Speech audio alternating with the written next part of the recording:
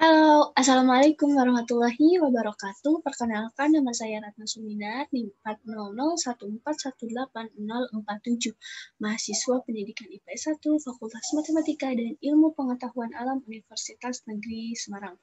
Nah, di sini saya akan mempraktikkan percobaan praktikum mengenai tipe penggolongan darah ya. Yang adapun tipe penggolongan darah yang akan dipraktikkan itu ada dua. Yang pertama ini part 1 dan part 2. Untuk part 1 ini kita bisa buka di www.nobelprize. Nah, kita akan melakukan praktikum yang part 1 terlebih dahulu. Untuk praktikum yang part 1 kita buka terlebih dahulu ini. Nah, kemudian setelah kita buka, sebelum kita melakukan, kita harus membaca terlebih dahulu. Ini, kita harus membuka terlebih dahulu. Nah, ini agar kita memahami apa yang akan kita praktikumkan. Nah, ini kita baca terlebih dahulu. Jadi, ini tipe penggolongan darah itu ada 8 ya. Sistem golongan darah itu. Nah, ada golongan darah ARH-, ARH+, kemudian BRH-, BRH+, ABRH-, ABRH+, ORH-, dan ORH+, seperti itu. Setelah kita membaca, kemudian kita membaca tutorial yang kedua, yaitu sebentar. Nah, ini tutorial yang kedua. Nah, jadi cara prosedur penggolongan darah itu, yang pertama kita masukkan dulu serum darah ke masing-masing tabung. Nah, kemudian kita lihat yang terjadi pada tabung tersebut. Nah, kita lihat tabung A, B, dan tabung RH. Di sini kita lihat bahwa tabung A itu tidak mengalami penggumpalan, sedangkan tabung B mengalami penggumpalan, dan tabung RH juga tidak mengalami penggumpalan. Nah, kemudian di sini kita bisa melihat bahwa jika tabung A itu tidak mengalami penggumpalan, maka dia itu tidak memiliki antigen A. Nah, bisa kita lihat di sini, indicates that the patient red blood cell do not have a antigen. Sedangkan untuk tabung B, kita lihat tabung B ini itu kan mengalami penggumpalan. Nah, jika mengalami penggumpalan, maka dia menandakan bahwa darah tersebut, serum darah tersebut memiliki antigen B. Nah, jika memiliki antigen B, maka bisa kita katakan bahwa golongan darah dari serum darah yang kita masukkan ke dalam tabung ini merupakan memiliki golongan darah B. Kemudian untuk RH, nah RH di sini tidak memiliki penggumpalan, maka tidak menggumpal atau no agglutination. Nah, ini menandakan bahwa serum darah ini don't have RH antigen. Jadi dia tidak memiliki antigen RH. Jadi bisa dikatakan bahwa jika tidak menggumpal, maka serum darah ini memiliki RH negatif, seperti itu. Nah, kita lihat tadi B berarti BRH- seperti itu. Nah, kemudian untuk tutorial yang ketiga, ini tentang penggolongan darah. How do you perform safe blood transfusion? Bisa kita lihat di sini. Nah, sistem golongan darah ABO dan sistem RH. Sistem golongan darah RH. Jadi, jika golongan darah O itu, dia hanya menerima darah dari O. Kemudian untuk A, dia hanya menerima darah dari A dan O. Kemudian untuk B, dia hanya bisa menerima darah dari B dan O, sedangkan AB, dia juga bisa menerima golongan darah dari AB, A, B, dan O. Nah, sedangkan untuk sistem golongan darah RH, bagaimana jika dia memiliki golongan darah RH plus dan RH min?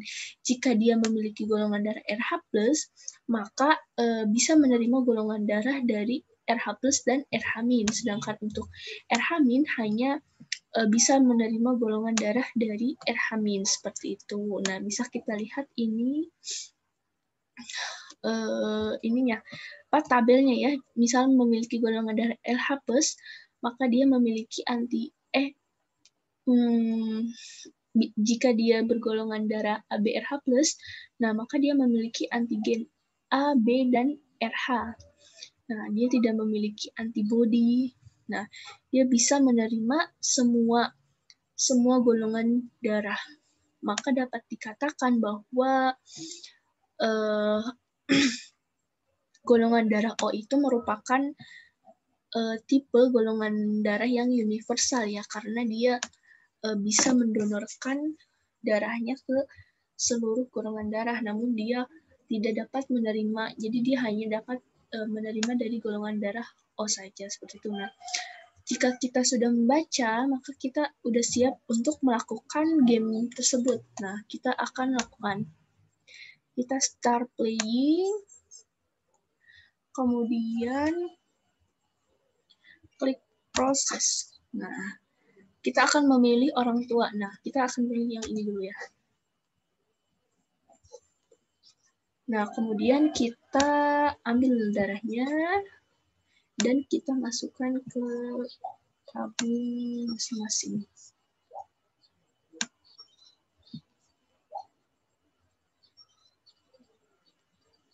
Nah, tadi yang telah kita pelajari bahwa jika dia menggumpal, maka dia memiliki antigen B.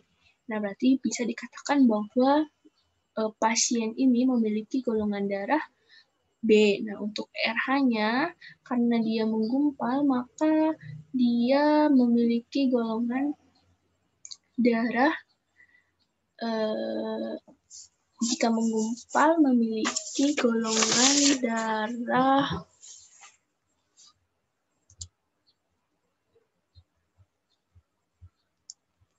RH+, karena dia memiliki antigen RH seperti itu. Ya.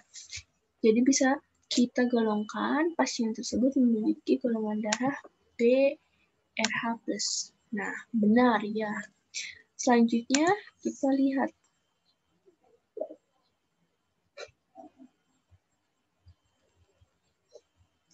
Nah, kemudian untuk transfusi, karena pasien ini memiliki golongan darah BRH+, jadi pasien ini hanya bisa menerima golongan darah dari BRH+, kemudian BRH-,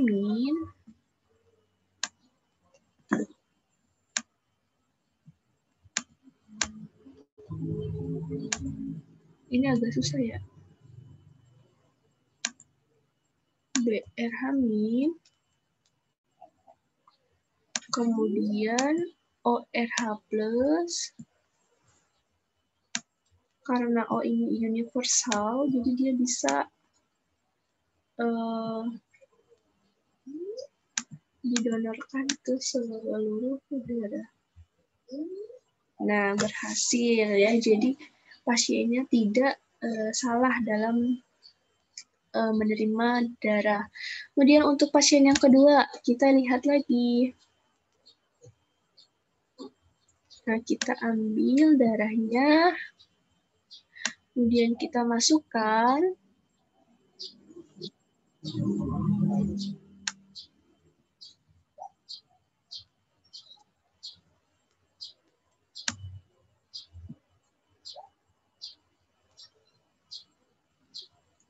Nah, kita lihat bahwa B ini menggumpal, menandakan bahwa memiliki antigen B, dan RH di sini tidak menggumpal, jadi dia memiliki RH negatif, berarti dia bergolongan darah BRH negatif. Nah, benar. Kita lanjut.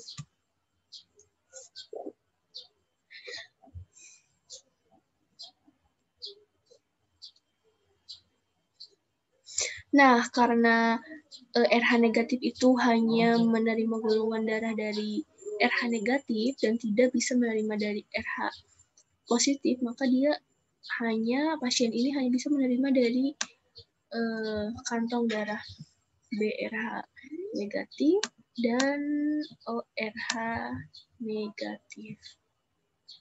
Mana ini? Nah, itu berhasil ya. Yang selanjutnya, pasien terakhir, kita selamatkan darah. Nah, ini.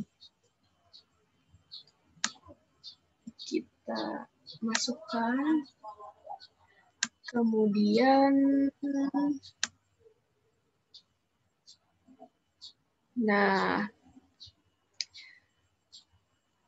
wah, ternyata sama golongan darahnya ya. Dia memiliki golongan darah BRH negatif.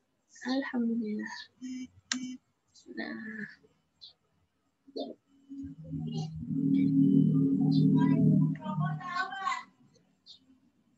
Nah, kemudian ya ini sama ya, hanya bisa menerima BRH negatif.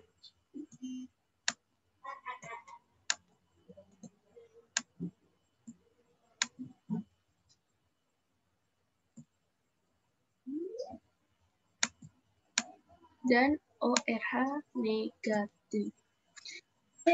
Berhasil. Nah, itu tadi percobaan mengenai penggolongan darah. Nah, dapat 5. Yeay. Selanjutnya kita akan melakukan percobaan yang part 2. Untuk yang part 2 ini, kita akan membuka kelas John. Nah, kita ikutin langkah berikut ya. Kita akan share screen.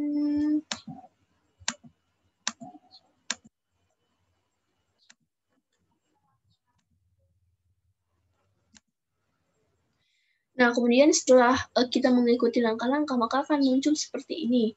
Kita pilih blood typing, penggolongan darah.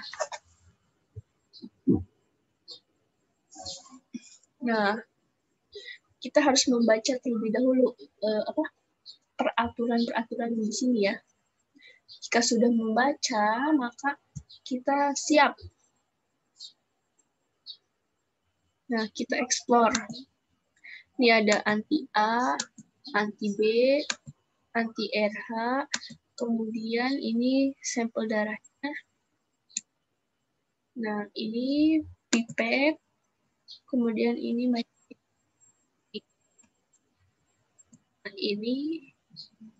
slides-nya, kemudian ini kontainernya. Nah, setelah selesai, kita selanjutnya akan prosedur.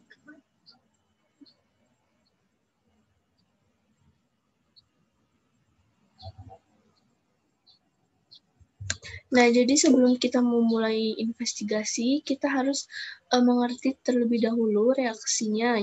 Jadi dari antiserum dan darahnya itu. Nah, kita harus membaca informasi di lab notebook dan background information. Kemudian setelah membuka itu, kita akan memprediksi dan kita bisa lanjut ke tahap selanjutnya. Jadi kita itu harus mengikuti di sini ya, prosedurnya dari sini ya. Setelah itu kita buka dulu ini lab notebook dan observation predict anti A, anti B, kemudian observation bisa ditulis ya, prediksi. Misal anti A, dia itu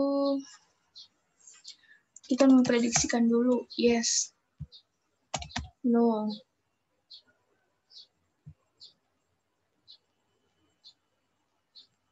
Kemudian kita buka background. Nah, A, B. Nah, setelah itu open the lab, record your predict. Nah, kita ini dulu, ini harus semua dulu kita isi. Kita isi sembarang dulu aja. Biar kita bisa melanjutkan.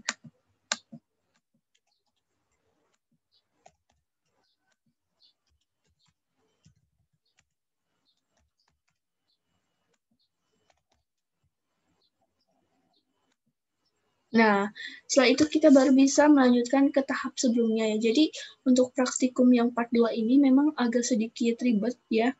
Jadi, kita harus benar-benar mengikuti prosedur yang ada biar kita bisa lanjut ke praktikum selanjutnya. Tapi tujuan dari praktikum ini sama, yaitu menentukan golongan darah. Kemudian kita masukkan masing-masing sampel darahnya itu. Kemudian yang selanjutnya, kita anti-A serumnya. Anti-A kita aduk. Kemudian anti-B aduk, anti-RH kita aduk. Nah, seperti itu ya. Kemudian selanjutnya yaitu kita bisa lanjut ke step 4. Nah, kita klik, kita tunggu.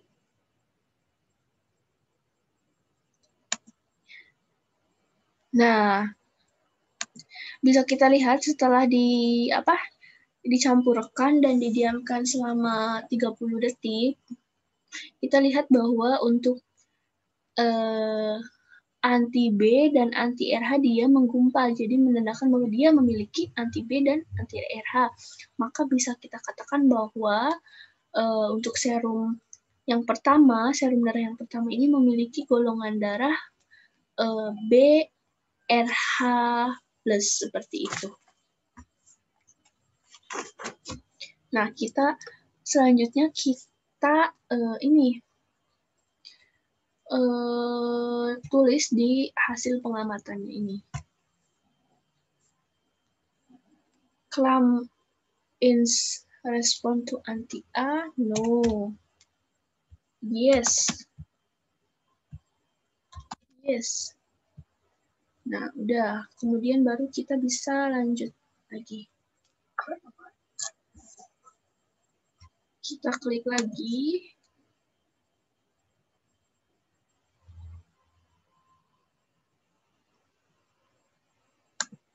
Klik. Anti-B. Kemudian anti-RH. Nah, kemudian kita diamkan selama 30 detik. Nah, bisa kita lihat untuk pemberian anti-A, anti-B, dan anti-RH, dia tidak menggumpal darahnya tersebut. Maka bisa diketahui bahwa serum darah sampel yang nomor 2 itu memiliki golongan darah ORH-, seperti itu. Kita tulis dulu di observation. No, kemudian di sini no. Lanjut.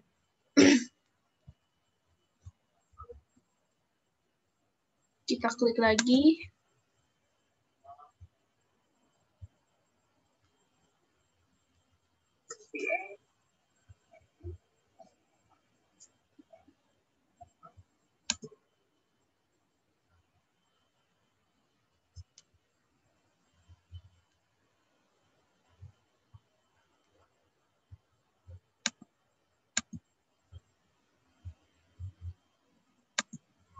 Nah,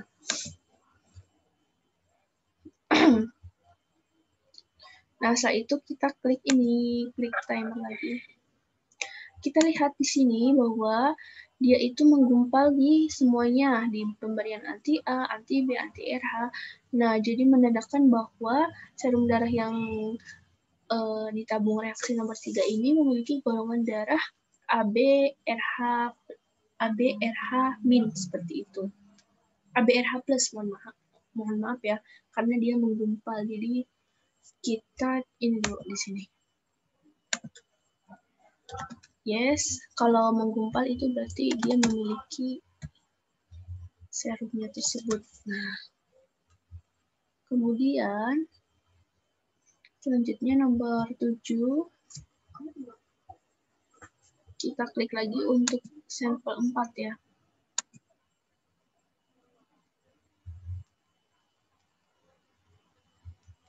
Kemudian kita klik anti A,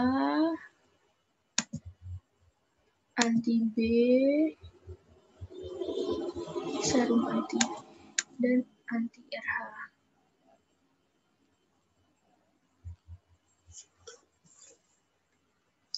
Nah, kita klik. Nah, bisa kita lihat untuk penambahan anti A pada serum darah ini menyebabkan penggumpalan. Sedangkan untuk penambahan anti B dia tidak menggumpal, dan penambahan anti RH dia menggumpal. Jadi bisa dikatakan bahwa darah yang keempat ini memiliki golongan darah ARH plus ya, seperti itu. Kita klik dulu ini yes, kemudian no, yes. Nah, setelah itu baru kita bisa lanjut. Nah, kita bisa ini menyimpulkan tipe dari golongan darah. Nah, ini untuk yang pertama itu golongan darahnya BRH plus, kemudian yang kedua yaitu ABRH plus, yang ketiga itu 0RH min,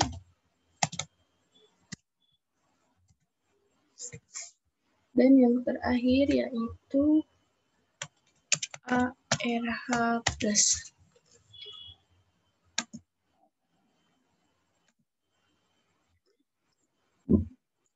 Nah, selesai. Jadi kita telah melakukan penggolongan darah melalui melalui part 2 ini ya. Untuk yang selanjutnya kita akan melakukan praktikum komponen darah. Nah, ini sudah saya lakukan di rumah dan sudah saya buatkan video, bisa kita lihat ya. Ini untuk videonya sebentar. Nah, kita akan melakukan share screen. Nah, ini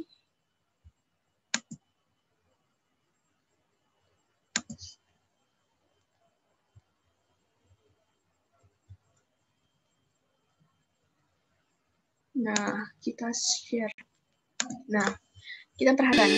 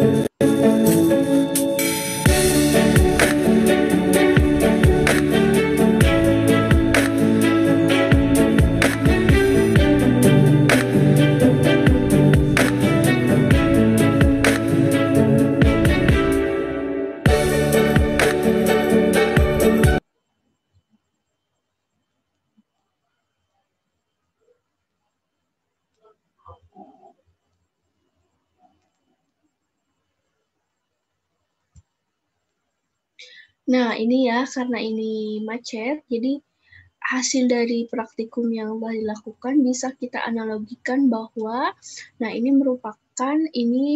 merupakan sel darah merah, sedangkan ini merupakan plasma darah. Nah, untuk bagian yang tengah ini merupakan keping darah dan sel darah putih seperti itu. Nah, jadi untuk kita mengetahui komponen darah bisa dilakukan melalui percobaan sederhana. Misal pada saat nanti kita mengajar ke anak-anak SMP ya, sederhana sekali ini. Nah, ini merupakan komponen dari darah.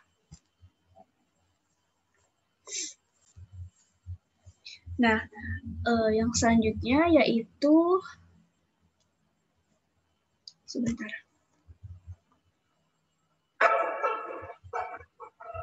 Ini masih ya.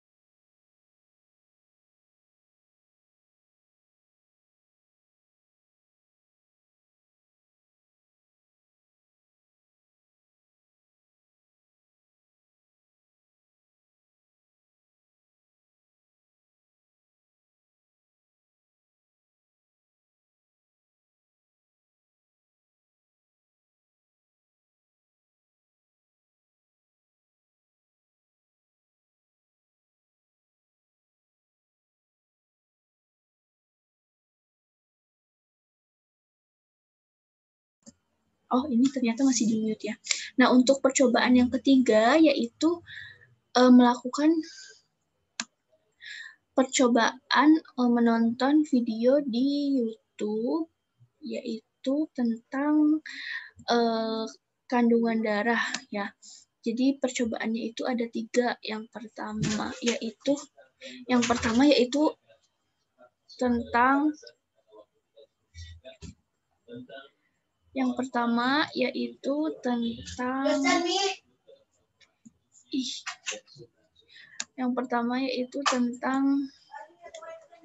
uji pengendapan, kemudian ada zat-zat bukan protein dalam serum darah dan pigmen darah. Nah, untuk percobaan uji pengendapan itu dilakukan 2 perlakuan ya, perlakuan globin dan albumin. Untuk serum darah ini yang globin, jadi serum darah itu dilakukan penambahan amonium sulfat. Nah, protein albumin tidak ikut mengendap karena protein albumin mengendap pada larutan yang bersifat jenuh sehingga filtrat yang disaring endapannya masih mengandung pada protein pengendapan albumin.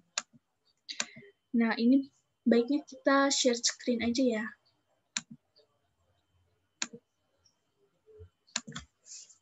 Nah, ini hasil dari percobaan menonton video. Nah, untuk albumin, filtrat dari percobaan itu, dari percobaan yang globin, kita tambahkan dengan amonium sulfat padat berlebih. Nah, menghasilkan reaksi endapan dari protein albumin sudah ikut larut dalam air, ditandai dengan larutan berwarna bening, karena protein albumin dapat larut dalam air.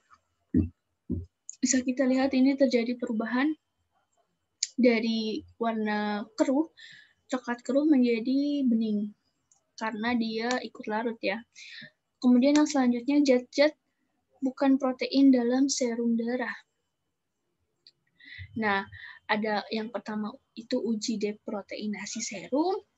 Di sini, jadi protein itu tidak seimbang sehingga terjadi perubahan struktur yang menyebabkan terjadinya endapan protein ya. Filtrat itu dididihkan, kemudian disaring. Filtrat yang dihasilkan digunakan untuk percobaan selanjutnya. Nah, seperti itu ya. Jadi setelah kita menghasilkan filtrat di sini, baru kita gunakan ulang untuk percobaan yang selanjutnya. Nah, yaitu uji klorida. Bisa kita lihat di sini reaksinya untuk NH4OH ditambah AgCl, kemudian NH4Cl plus AgOH. Di sini terjadi perubahan warna dari yang asalnya bening menjadi ungu. Kemudian yang selanjutnya itu uji fosfat. Nah, bisa kita lihat juga di sini tidak terjadi perubahan warna. Filtrat ditambah HNO3 dan amonium. Nah, ini bisa kita lihat uji kalsium. Nah, ini juga sama, ini terjadi perubahan warna yang menjadi warna bening, kemudian untuk uji glukosa juga sama terjadi perubahan menjadi warna merah bata ya, karena larutan akan berubah menjadi itu. Untuk yang selanjutnya yaitu, nah udah selesai untuk percobaan melalui ini. Nah, yang selanjutnya yaitu, masih ada satu lagi, pigmen darah. Di sini ada benzin. Nah, ini sebelumnya itu dia bening, kemudian setelah direaksikan dia menjadi warna hitam ya. Karena terjadi perubahan warna. Nah, untuk kesimpulannya dari praktikum yang telah dilakukan, kita dapat menyimpulkan bahwa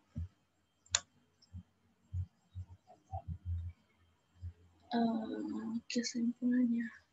Nah, ini jadi kesimpulan yang telah dilakukan yaitu untuk mengetahui komponen darah, kita dapat menganalogikan hasil percobaan itu menggunakan air, minyak, dan pewarna makanan yang dicampur ke dalam tabung reaksi, kemudian didiamkan selama beberapa menit. Nah, jadi komponen darah itu terdiri dari plasma darah yang tadi di bagian atas itu, kemudian ada sel darah putih dan trombosit di bagian tengah antara plasma dan sel darah merah. Nah, kemudian yang terakhir itu di bagian paling bawah merupakan sel darah merah. Nah, kemudian yang kesimpulan yang kedua yaitu untuk penggolongan darah ya tadi bisa dilakukan dengan melalui game yang telah kita lakukan di part 1 dan part 2. Nah, jadi untuk sistem golongan darah ini, jika dia ditambahkan serum anti A menggumpal, maka dia memiliki golongan darah A. Jika tidak menggumpal, maka dia tidak memiliki serum anti A. Jadi tidak dapat dikatakan bahwa dia memiliki golongan darah tersebut. Jika pada RH ditambahkan serum anti RH, jika menggumpal, maka dia menandakan memiliki RH positif. Jika tidak menggumpal, maka tidak memiliki RH negatif, seperti itu. Kemudian ini untuk sistem golongan darah ABO, jika O itu hanya menerima darah dari O, kemudian A dapat menerima darah dari A dan O, kemudian B dapat menerima darah dari B dan O, AB itu bisa menerima semua, kemudian RH, jika plus hanya bisa menerima dari RH plus dan min, dan RH min itu hanya dapat menerima dari RH min. Kemudian yang ketiga yaitu percobaan yang tadi mengamati video, protein yang terdapat di plasma darah itu adalah fibrinogen, albumin, dan globin. Protein fibrinogen itu berperan dalam proses pembekuan darah, sedangkan protein albumin dan globulin berfungsi sebagai penentu besarnya tekanan osmosis. Jadi, zat bukan protein yang terdapat dalam serum darah itu adalah klorida, fosfat, kalsium, glukosa, kemudian pigmen yang terdapat dalam darah adalah pigmen merah eritrosit, yaitu protein terkonjugasi hemoglobin yang dapat mengikat oksigen dalam darah, seperti itu.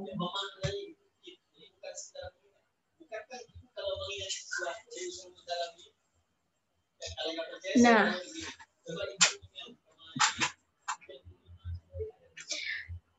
kemudian kita sampai ya di acara yang selanjutnya, yaitu penutup. Sekian dari saya, kurang lebihnya mohon maaf. Wassalamualaikum warahmatullahi wabarakatuh. Sampai jumpa.